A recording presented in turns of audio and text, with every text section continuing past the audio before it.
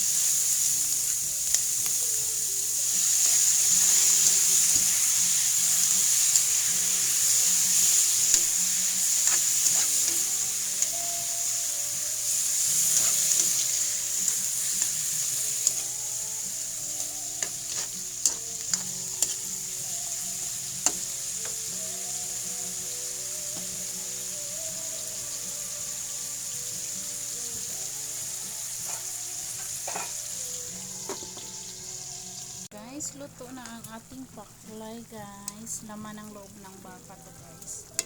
Ayan, medyo malambot na siya. Creamy na yung sauce niya. Ayan. May version ko to na paklay. Medyo may creamy na sauce. Ayan. Iba din yung may dabong na paklay guys. Ayan guys. Sobrang sarap.